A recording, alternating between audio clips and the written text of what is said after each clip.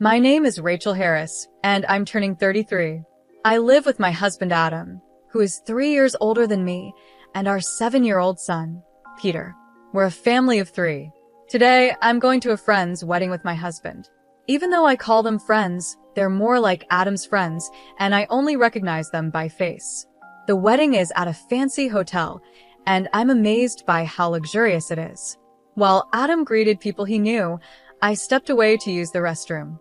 As I was walking back to the ceremony, I heard a rude voice say, "Oh, look at that defective person. Why are they even here?" I thought, what? Who are they talking about? It felt like the people nearby were saying mean things on purpose, loud enough for me to hear. It wasn't just gossip, it was clearly offensive. But no one spoke directly to me. I didn't want to deal with such rude behavior, so I walked away. Suddenly, I heard someone shout, "Hey, ugly, can't you hear me?" I ignored it and kept walking. My name isn't ugly, and I wasn't going to let them bother me. But then, I heard quick footsteps behind me. Before I knew it, someone grabbed my arm tightly and it hurt. "Wait a minute. I'm talking to you," a woman shouted. I looked at her and pulled my arm away. She stumbled backward, acting all dramatic. Another woman rushed over to help her, giving me a dirty look. "Lauren, are you okay? Why are you being so rough?" she asked, glaring at me. What's going on? Who are you?" I asked, confused. She snapped back. "Who am I? You really don't remember me, do you? How rude." When I asked that, she raised her eyebrows, surprised. "Huh? What are you talking about? Do you really think you have the right to act like this, with just a high school diploma? If you've forgotten, let me remind you I'm your sister, Lauren. Does that name ring a bell? And this is our mother. Can you honestly say you've forgotten your own mom?" I thought for a moment and nodded slightly. Maybe there was someone with that name in my past. But I didn't want to waste time talking seriously with them. My response only made them angrier. At that moment, 3 men hurried over. "What's going on?" "We could hear the shouting from over there. Lauren, aren't you ready yet? You're still in your regular clothes you need to change for the wedding," one of them, who she called Dad, said. Lauren pointed at me and yelled, this suspicious person sneaked into our wedding. Get her out of here right now." The 3 men reacted very differently. The one she called Dad looked at me with wide eyes and then a clear look of displeasure. The other man, Noah, froze in shock, his face turning pale. "Why is Rachel here on such a happy day?" Noah asked, his voice unsteady. "She must have snuck in by mistake. It's unbearable. Someone call security." "Wait, watch what you're saying," Noah quickly added, his face still pale. "This person is..." While the man called Dad agreed with Lauren, Noah tried to intervene. I muttered under my breath, "You really know nothing," but no one heard me. Just then, Adam appeared. "Rachel, there you are. I've been looking for you." Everyone turned to him. I smiled slightly and said, "Sorry, I got caught up with some strange people on my way back." I moved closer to Adam. He quickly assessed the situation, understanding it right away. Lauren's face changed when she saw me standing next to Adam, glaring at me with anger. Her parents still looked confused, not fully understanding what was happening. Noah was flustered and was the first to speak. "Mr. Harris, I apologize. My wife said something inappropriate." "I'm really sorry to your wife too." "Come on, Lauren, you should apologize as well," Noah said. "Why should I apologize?" Lauren shot back, pointing at me again. "She's the one who should be sorry. This disrespectful person barged into our special day. I don't know how she got here, but she's a disgrace to our family. We should have cut ties with her a long time ago and never seen her again." "Wait, family?" Noah looked shocked, glancing between me and Lauren. Just then, the 3 people called Dad and Mom stepped in. "Oh, Noah, we're so sorry. We have a difficult eldest daughter. It's embarrassing to even talk about her. We've managed to keep it a secret all this time. We kicked her out of the house 10 years ago. How did she even find out about Lauren's wedding? What does she want by coming here uninvited? She's not trying to ruin the wedding, is she?" Mom continued. "Actually, Noah, she's not very bright. She only finished high school and couldn't get into college. After that, she just wasted time doing part-time jobs, staying at home, and being a burden. She was like a parasite. She should be thankful we supported her through high school." "So, Why did she sneak into the weddings? Even though they treated me badly, I had cut ties with them a long time ago and didn't care about their insults. These people were, technically, my family, at least on paper. But my parents had always favored my younger sister, who was 7 years younger than me, and had ignored me for as long as I could remember. My father's family had been doctors for generations, and our home was also a clinic. My mother worked there as a nurse. To outsiders, our family probably looked like we had everything we needed. But in reality, it was a toxic home. I remember trying hard to win my parents' love when I was young, but I eventually gave up because their favoritism towards my sister made no sense to me. She was seen as attractive and I was not. Luckily, though it might sound strange, I was smart and did well in school. So I focused on my studies, aiming to leave home as soon as I could. Back then, I felt like I was just playing the part of the defective older sister in the family. I won't allow you to go to university. You're a defect by nature, and there's no way you could get in. Start working right after high school, become independent, and contribute financially to the house. You should be grateful we even raised someone as unattractive as you. You owe us for that. As for college expenses, we'll consider it for Lauren, but there's not a single cent for you. You'll spend your life serving us. Even if you get a job, it won't be anything important. This is what my parents told me during my senior year of high school. I actually recorded that conversation, along with many other times they verbally abused me or acted irrationally, and I still have those recordings today. My sister, Lauren, also treated me poorly, following our parents' example. She would often mock me, trying to prove she was better. I'm going to become a doctor and take over Dad's job in the future. I'll work hard enough for both of us, since my big sister can't. Oh, that's wonderful. Yes, learn from her mistakes, and do your best, Lauren. Don't worry, we'll support you fully, unlike your sister. You're truly our pride.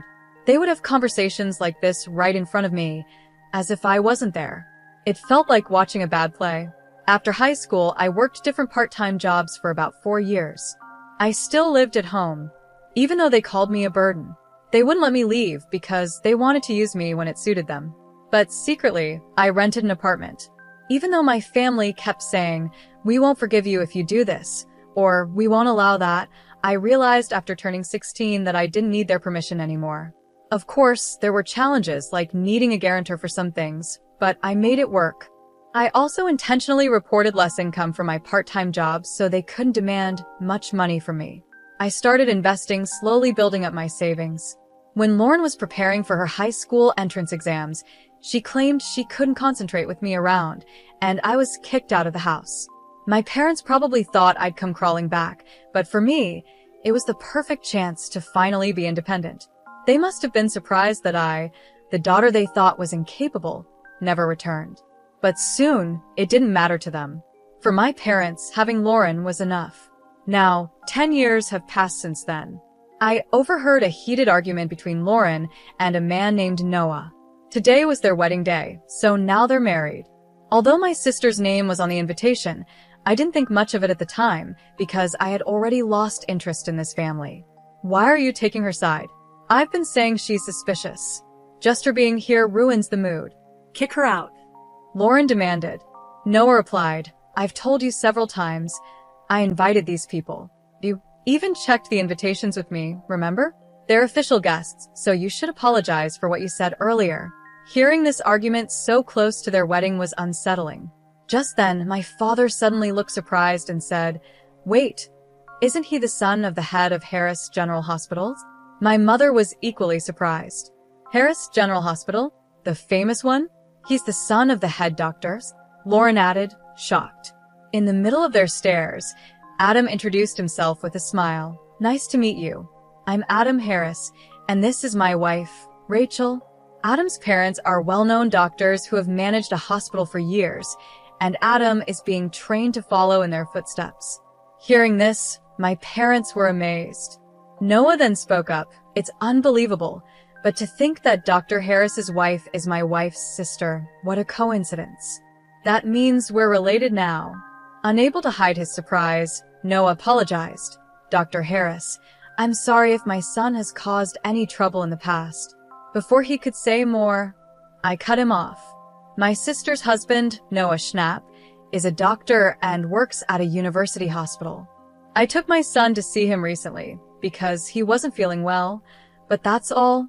Adam has many connections with doctors, and it seems Noah respects Adam a lot. Noah then asked, "How's our feeling now?"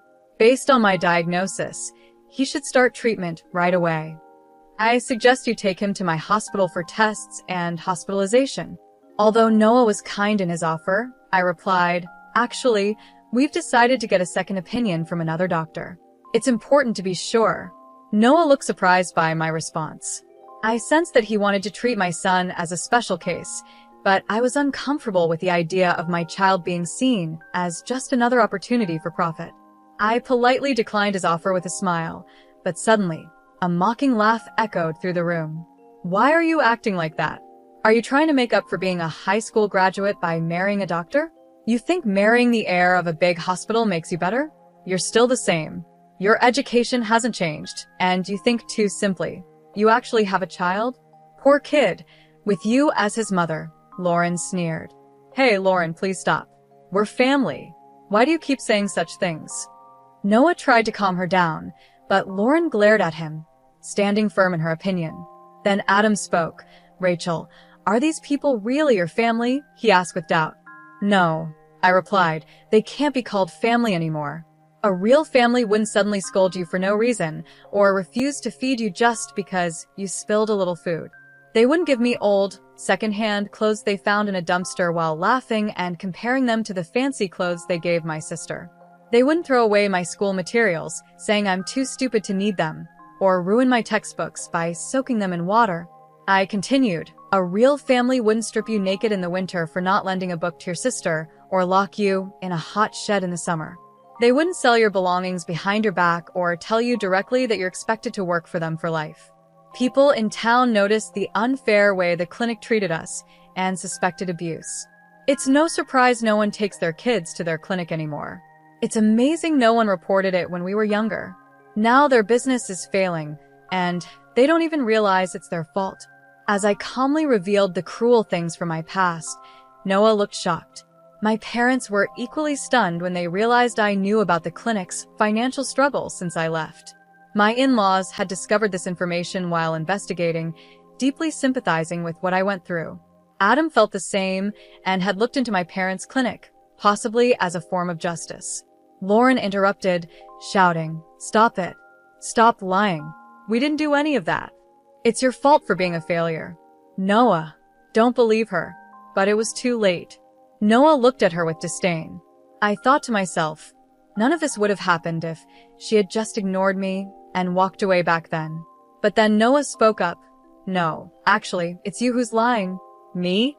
Lying about what?" Lauren responded in disbelief. "That Mrs. Harris only graduated high school. She has a college degree, is a successful businesswoman, and the CEO of a company that provides food for hospitals, including ours," Noah explained. "CEO?" My sister gasped in shock, staring at me like she couldn't believe it. My parents looked just as surprised. "Stop lying. She's just a high school graduate." "Are you saying she went to college behind our backs without us knowing?" my mother accused. "Yes, I did go to college," I replied calmly. "I was already an adult, and I didn't need to tell strangers who aren't my family." "What are you saying? How can you speak to your parents like that?" "We didn't give you permission to go to college," my father shouted. "Why would I need your permission?" I replied calmly, and they couldn't hide their anger. After high school, I worked various jobs and saved a good amount of money. I used that money to pay for college because there was still so much I wanted to learn and achieve. Living on my own gave me freedom, and I proved I could do anything. While in college, I started my own business. That's also when I met my husband. Looking back, it fills me with a lot of emotion. Meanwhile, my sister mumbled to herself, her face pale.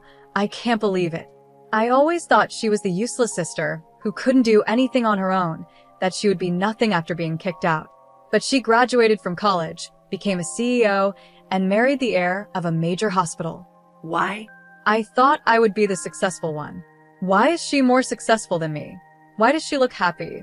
"Why indeed?" I replied. "Maybe it's because, despite being treated unfairly, I never gave up and kept working hard. Maybe luck helped a little too." I looked at my sister firmly, then revealed something shocking. By the way, I heard you dropped out of middle school. Is that true? This revelation left everyone, including my parents and Noah, completely stunned.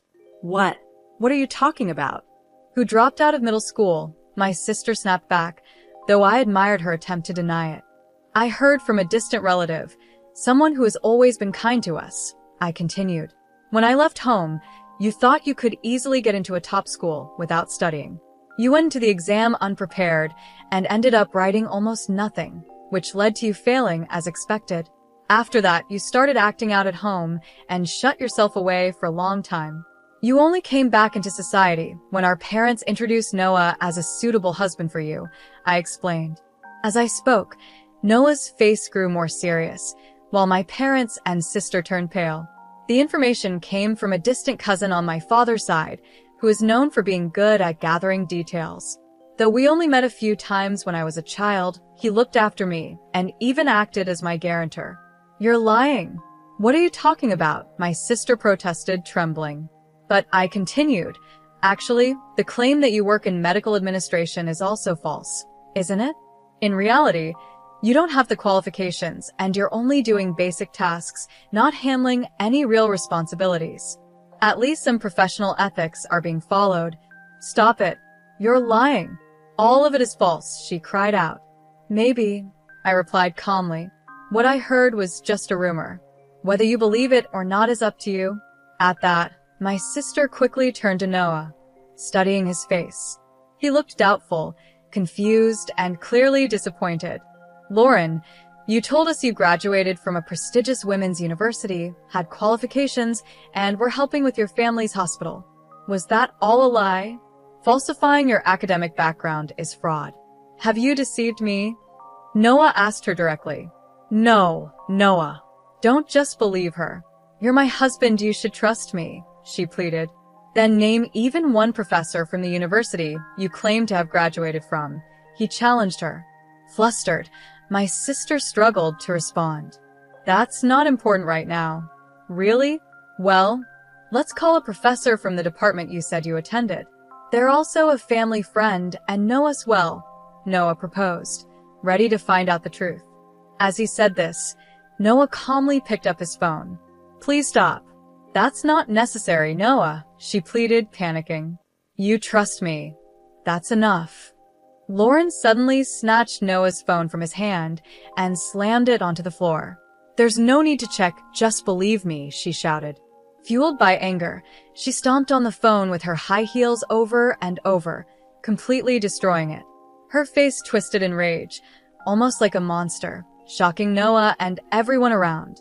My parents tried to calm her down, but her anger wouldn't subside. The scene caught the attention of other guests and staff, who gathered around, concerned. The venue turned chaotic with the sudden outburst. Even though I was there, it felt like I was watching from a distance. I no longer felt any connection to my sister or my parents. My family now was just my husband and son. Shall we go home? I think we've done our part here, I said to Adam. He looked a little surprised and asked, Are we leaving already, Rachel? I smiled calmly. It's okay, let's go. Oh, and let's stop by the cake shop in this hotel and get some cake. I heard there's one that's really popular right now. Adam smiled and agreed. That sounds like a good idea. Let's pick up a cake on the way home. We left the venue with a light laugh. Later, I heard that Noah got involved in a lawsuit for giving false diagnoses and overcharging patients. After that, my former parents, facing serious financial trouble, tried to reach out to me for help. Not knowing how to contact me, they showed up at the hospital where Adam works, hoping to see us. She's the daughter-in-law of the hospital heir. She's our daughter. Let us see her right away. Contacting the son of the hospital director will solve our problem.